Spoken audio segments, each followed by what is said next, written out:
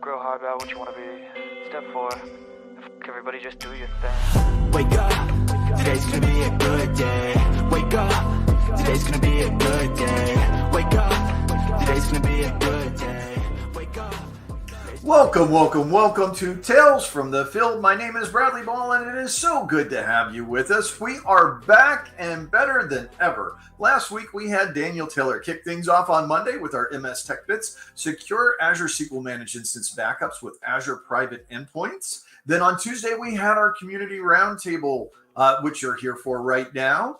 And then on Wednesday, we released OpenAI with ChatGPT and Microsoft Fabric with Beautiful Soup, One Lake, and Going to the Movies. That was a lot of fun, and wow, if you responded, we've got a ton of views on that video.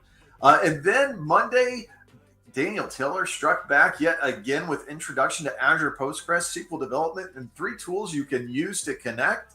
You don't want to miss a thing. So make sure that if this is your first time finding your way over to our channel, that you give us a like, you give us a subscribe over at our YouTube channel, aka.mstftf Tales YouTube, to be able to get to the Tales from the Field, or you could just go to YouTube Tales from the Field.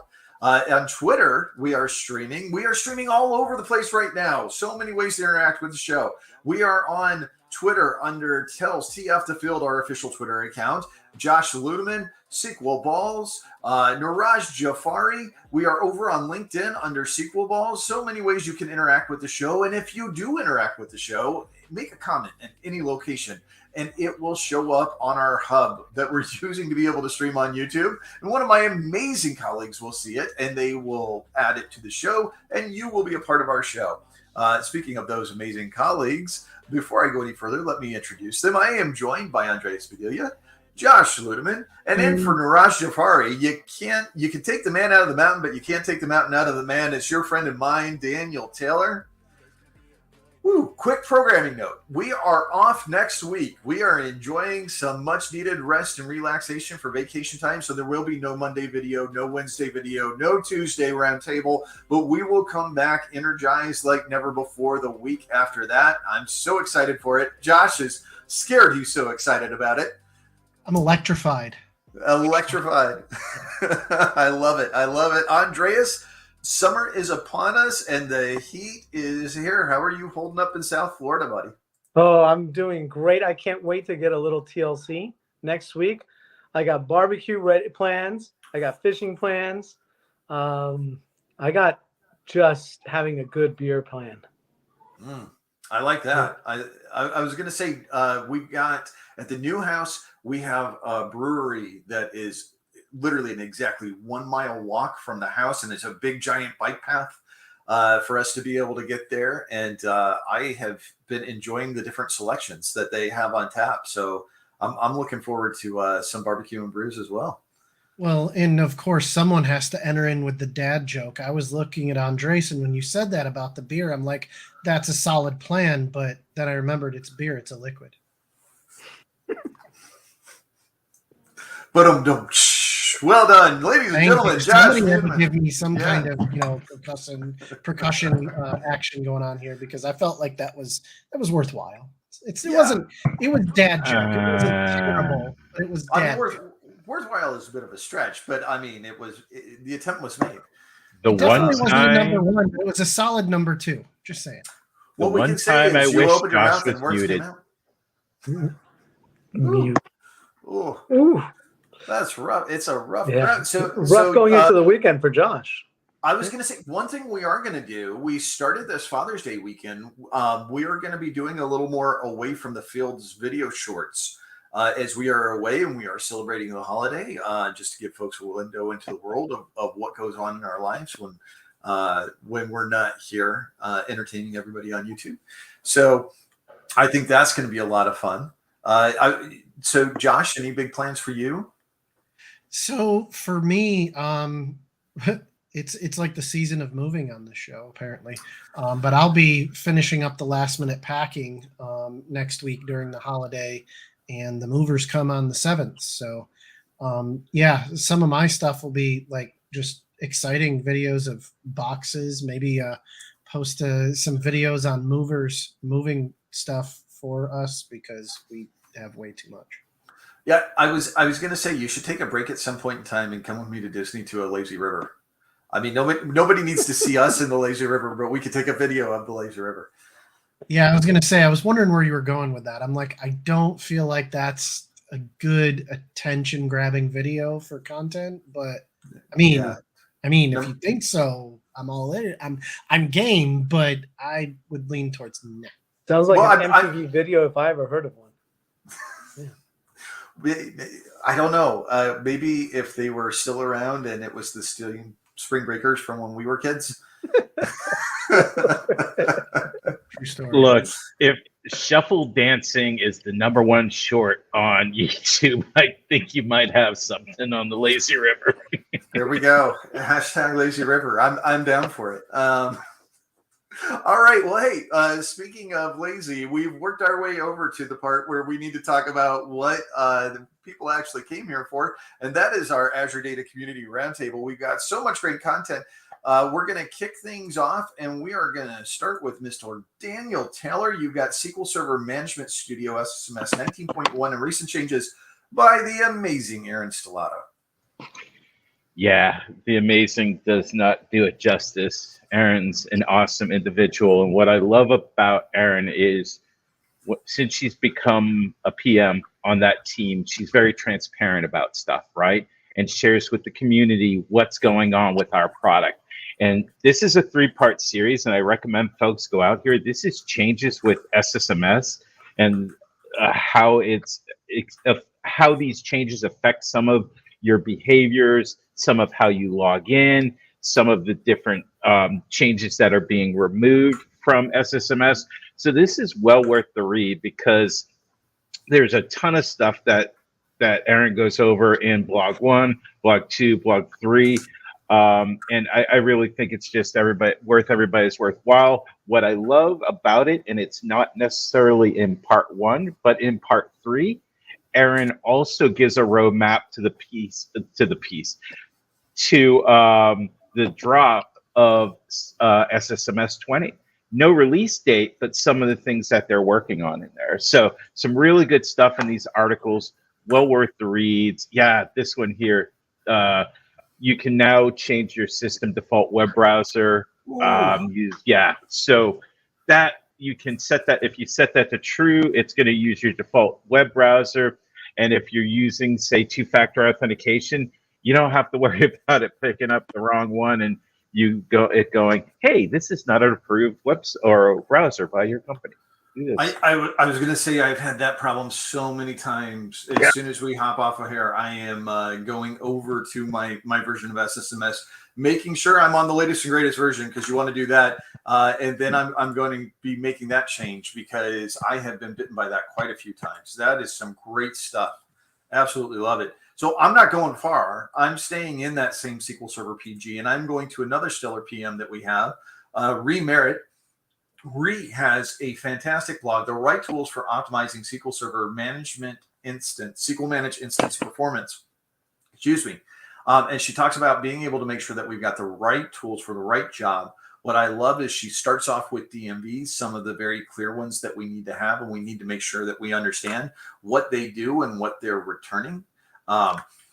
Looking at monitoring and tuning and the resources that we have and the different tools that we have to be able to look at them, the intelligent query process, and also diagnostic settings that we have within the portal. Hard to see on here, but make sure that you click in the description of this video if you're watching the recording on YouTube, because that's where we've got all the links that we cover on the show. And this is an absolutely fantastic one. As you can see, multiple likes on this one. Great job, Ree. This is fantastic content that if you're looking for how you optimize Azure SQL Managed Instance, and honestly, a SQL engine in general, this is something you're going to want to know. Right. So next up, I have Andreas Bedelia. Andreas, you have new Azure Cosmos DB features to boost performance and optimize cost. Thank you for this 3-minute read to Steph Jan Wiggers. Oh, it's 3 minutes of your time to get updated on 3 great features that just came out in Azure Cosmos DB. 1, burst capacity.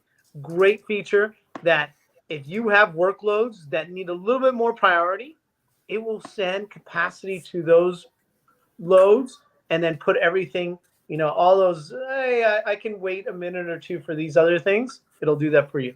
Then there's hierarchical partition keys. And the last one that I love is serverless container storage went up. So if you're using the serverless capability of Cosmos DB, you got now you got more cowbell, you got more storage up to 1 terabyte. You can always have more cowbell. I need more cowbell, baby. You got to have the cowbell in your life. Yeah. Josh, how about you? You want some cowbell? I know you do. You can never have enough cowbell. That's just goes without saying. Sorry. I was going to say we don't even need to put that to a vote. It passes. Cowbell's good. I really wish I would have read ahead on this. I would have got my cowbell and I would have been playing it as Andreas was speaking because, more cowbell. Absolutely. Well, and so up next we have, speaking of I need more cowbell in my life, well, we need a little more Josh Ludeman. We have generally available Cosmos DB to Azure Data Explorer Synapse link. Wow. And to be fair, before we get into this, you always need more me. So in your life, I think you could do well, Brad, with more of my influence in your life. But anyways, here we go back here to the articles. So what this article is talking about is now it's actually generally available to have Cosmos DB as an additional connector in Azure Data Explorer Synapse link. So this is, and it goes through it at the end of the article, but this is basically a first step of getting it ultimately available in Fabric. So this is, in G8 in Fabric. So this is a huge piece in there. But for me, when you look at the existing data connections right now, with Cosmos DB, Event Grid, and Event Hub and IoT Hub, adding Cosmos DB in there allows you that ability to, especially with some of the capabilities that I know, Brad, you've talked about, whether it be in MS Tech Bits or in sessions that you've delivered about Data Explorer. This now gives you, another endpoint to drop data into, when you're doing some of those streaming scenarios with Azure Data Explorer and stuff like that. Excellent. Love it. Completely side note there, Bols. I want to call out because it's Fabric and it's Synapse. I know we need more, Josh, but I saw on Twitter that your MS Tech Bits, your SQL bits dropped with your Kusto stuff with Patrick. I saw that they released that. Oh, and if you haven't watched it, folks, it's 45 minutes of some great entertainment and learning. So it just stays in line with what Josh was talking a little bit about there. So I was going to say it's so easy to present with Patrick, and I was really excited because we worked together at Pragmatic. We worked together at Microsoft. I've known Patrick and in the community for years. That was actually the first time we'd ever presented together. And we had a couple phone calls about it, but the first time we were together to even practice anything we were going to do with the session was about 30 minutes before in the speaker room. And so that whole session was just a lot of fun. I loved doing that session with him and Patrick. Patrick is amazing. Haven't heard the last of him. I've got actually something from Patrick coming up in the round table, but we'll wait until we get to that. I'm going to sit on that for just a bit because up next I have Mr. Dan Taylor with, have you reviewed your Azure storage bill lately? So great read from our good friend Jeff Taylor, organizer of SQL Saturday Jacksonville, who we were there a month and a half ago. This was an article I came across from Jeff, and I just found it interesting because Jeff was using a preview feature of Azure, and it's the SMTP feature for storage. And then all of a sudden his bill went up, and it's because it released from GA, it went for preview into GA, and his bill unexpectedly went up. Now, he ran into a bug, which shows that Microsoft isn't infallible, right? We make mistakes, right? But we correct them.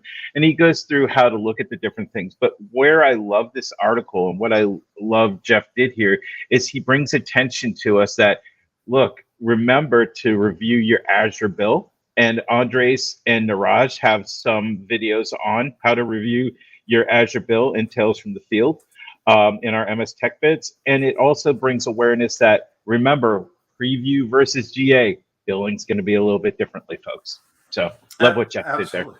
No, I love that. That's a good check to remember. If you've got preview service that you're utilizing, you want to make sure that when that service goes GA, you're cognizant of the fact that costs are going to go up, because typically we have lower pricing for things when they're in preview than when they go generally available. That's a great reminder right there, Dan. Good stuff. All right. Well, you didn't have to wait long. Up next, and it just dropped an hour ago. So I was going to say, I'm super excited to be able to make it all the way through this. But it's Bob Ward, it's Patrick LeBlanc, it's Guy in a Cube. I was going to say, how you don't need anything else. I mean, talk about cowbell. That's some cowbell right there, baby. But what they are talking about, they're talking about moving data using create external table as select options in Microsoft Fabric. Now, this is a tool that we've had in Synapse, and we've had it for quite some time. But this is a wonderful way to be able to use T-SQL in SSMS. You've got Bob Ward, who needs no introduction, but if you have to have it, he is a principal architect at Microsoft, an absolute legend for the sessions that he's delivered over the years at multiple different conferences, from the past summit to SQL Bits to Live 360. And here he is live on video with Patrick LeBlanc covering Microsoft Fabric and using SSMS to be able to create the tables that you need to be able to visualize this.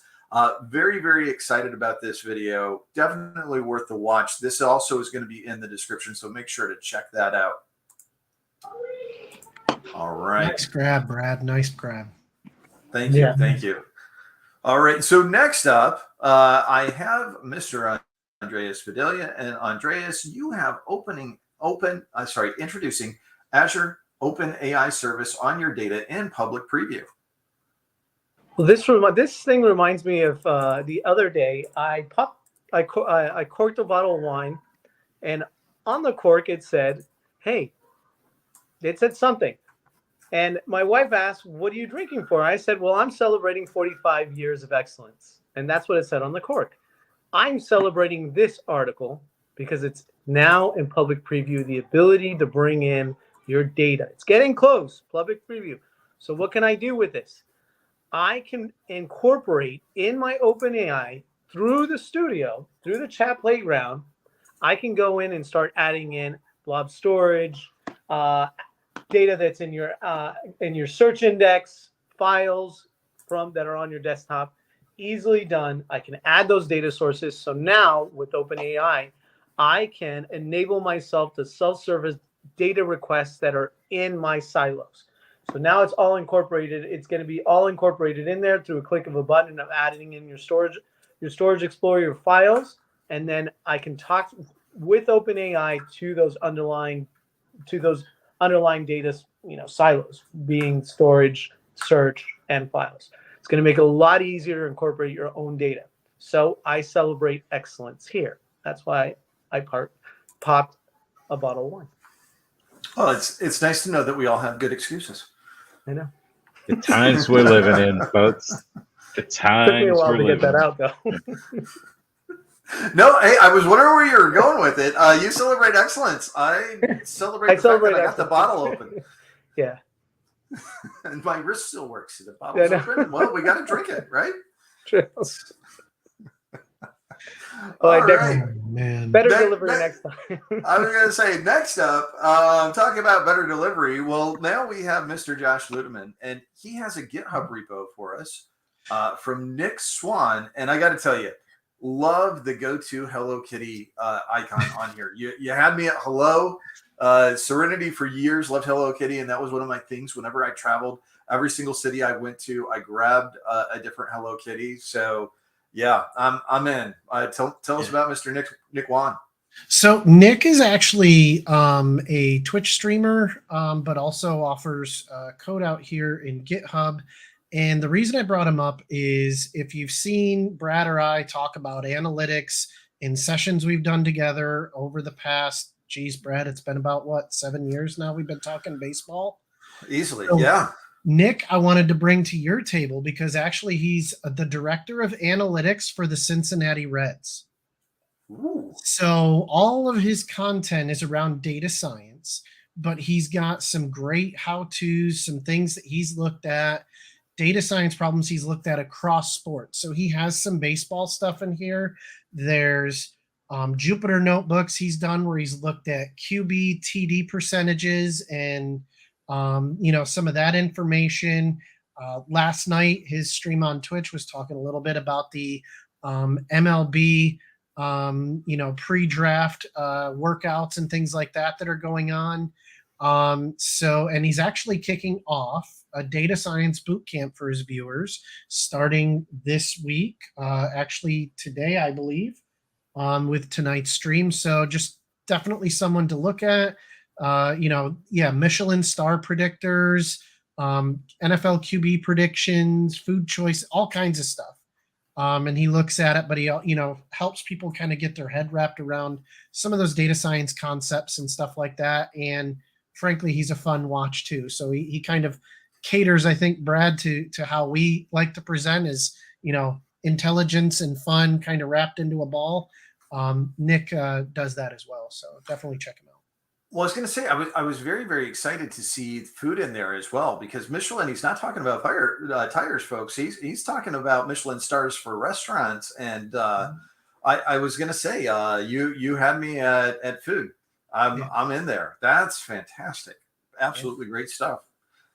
Speaking of absolutely great stuff, up next we have Mr. Daniel Taylor. And Dan, you have Microsoft Fabric Notebook. What and why? So this one from Lila Etate, Lila or Leila, I'm pronouncing that right.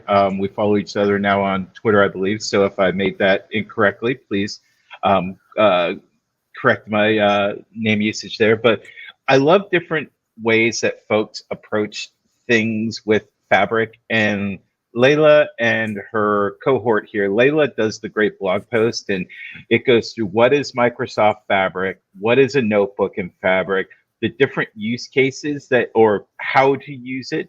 And then she also goes through the scheduling of the notebook and the backup and restore of the notebook. So a bunch of different uses for notebook, the functionality of it, and how we can back up and recover it, and then how we can schedule them. So a great article. I was walking through, right? It inspired me to maybe do some things in a video or something along those lines, right? But yeah, really good article and a good summary there of what the what the notebooks bring to the new Fabric environment. Absolutely. No, there's so much wonderful stuff in there, because we've been playing around a lot with this on our different videos for our MS Tech Bits. But yes, this is fantastic stuff. Layla, great job.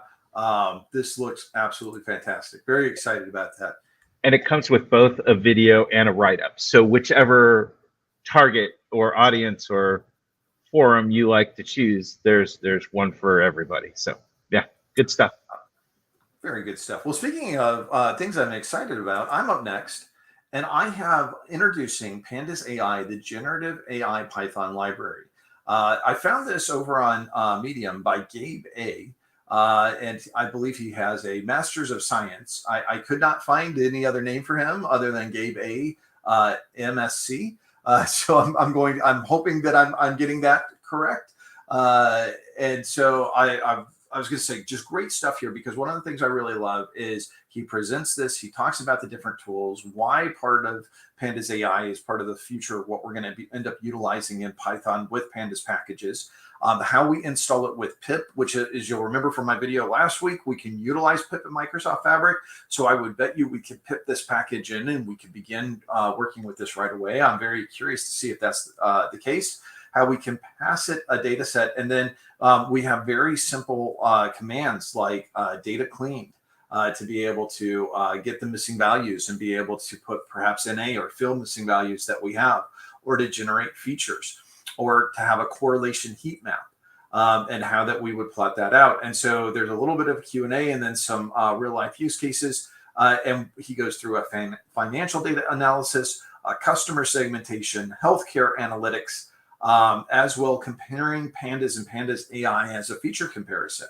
So really, really great stuff as we continue to have this, we're building the plane as we're flying it, as we're learning about AI and all the different tools we have. Very exciting stuff to begin playing around with in the Pandas environment to see how we can utilize that moving forward. And speaking of things that we're all excited about moving forward, next up, I have Mr. Andreas Bedelia. And he has OpenAI, ChatGPT plugin development with GitHub code spaces and deploying to Azure with Azure Developer CLI by John Gallant. John Gallant is my hero. I love his videos. This is another great video by him. Sorry, Brad, you got dethroned from hero to. That's what he can have it. Yeah, he got it. Great video here. How to use a code space to start building OpenAI plugins. Check it out. It's 5 minutes. He'll start detailing what you need to know to start building that plugin, how all the folders are structured, all the top items that you really want to know about creating a plugin. But what I really also want to mention is that if you check out his videos range from like 1 minute to 2 minutes to 5 minutes. They're really quick home runs. Man, he's got some good videos on the difference between Bicep and Terraform. Home run. The difference between code spaces in browser versus doing in VS Code. Home run. All great stuff. In 2 minutes, you're out the door. Follow this guy. Yeah. Excellent. Good stuff. Love it. All right. Last but certainly not least, we have Mr. Josh Ludeman with temp tables in Fabric and in Lakehouse SQL Endpoint and Warehouse by Mr. Andy Cutler. Yeah, so this is a great article from Andy Cutler that actually, one of the things for me when looking at a new technology like Fabric has come in is, okay, what can I use out of, when you think about your skills and the pieces you use of products, what can I use from my toolbox that I already have? And this is a great article that talks about using temp tables because it's the same, really underneath the covers, it looks to be the same, functionality of what is in Synapse serverless pools.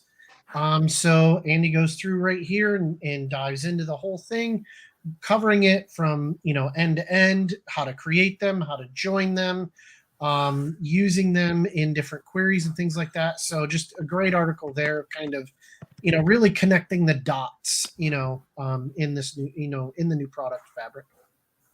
Well, I love it that he calls out any caveats that are there simply because you want to make sure as you're porting code over, as you're working, as you're moving things into Fabric, that you're making sure that you make those adjustments. Fantastic stuff. Mm-hmm. Wonderful. Well, hey, we are ahead of schedule, which is great because I'm going to repeat the programming note from the top of the show. We are off next week. Now, I will have a blog post that we'll post on Wednesday that will be a summary of this week's activity. But other than that, we are off. There's going to be no Monday video, no Tuesday roundtable, no Wednesday video. We are all taking some much needed vacation, some rest and relaxation, but we will be with you on the week of July the 10th. We will be back at it again on that Monday with a Monday video drop. We will have our Tuesday roundtable and we will, of course, have our Wednesday video. So it's a short summer vacation for us. But we will be getting that time in to be able to stretch our arms, our legs, and relax on the lazy river. I think that's the goal for next week. You're really pushing for the lazy river. Man, I can feel that cool water right now. Sitting on that tube, it's going to be fantastic. We're going to get out of the lazy river just in time to get a drink, and then get right back in the lazy river and relax a little bit more. I think that's the only reason to get out of the lazy river. Stay hydrated. All right. So I have a user group presentation coming up for the SQL Austin user group on the 17th. I'm going to be doing a very new presentation that's going to be a lot of fun. I have forgotten to get the meetup link, but I will get the meetup link and we will have that on the 10th. It will be 3 weeks from today when we're back. I'm very excited about this. This is going to be utilizing Python and LangChain to be able to pass data frames from your SQL database to get insights about your data. And we're going to go deeper than we even did on the video. So eventually there may be some additional videos that come from some of these demos I'm building. Lots of fun stuff on that. Yeah. No, and the thing I'm excited about is passing an OpenAI model, say a DMV or contents from a community script and being able to get insights from that. So I think there's a lot of opportunity there because I know a lot of us will persist the output of those DMVs two tables that we have in our SQL instance, so we can look at them as a point in time type of scenario. Imagine being able to take that, pass it through to OpenAI. A lot of fun stuff. Oh, that's great. That's great. Absolutely. And then after that, we're all in preparations right now. As a matter of fact, we were having some great discussions earlier today, finalizing the modules that we've got coming up with Buck Woody, myself, Niraj, and Josh. And Josh, where will we be the week before Thanksgiving in November? We will be on the beautiful grounds of Universal Studios Orlando, on the luscious, magnificent, picturesque grounds of the Lowe's Royal Pacific Conference Center and Resort in sunny, beautiful in November, Orlando, Florida. Good stuff all the way around. That's right. Go to aka.ms Live 360. You'll get redirected to Live 360 for this November 2023. The week before Thanksgiving, this is where you want to be with your family. The week before Thanksgiving is in beautiful Orlando, Florida, where you're going to have a great time. They're going to have the parks decorated for Christmas. It's no other place that you'd want to be before. Then you go home and you have a week full of family and food, and you're not going to want to go anywhere. So get that energy out the week before. Anything else that I can think of, gentlemen, that we need to cover? Not for the show, no. Gone. All right, everybody out there, take care of one another. Have a great day. Thank you so much for joining us. Thanks, everybody.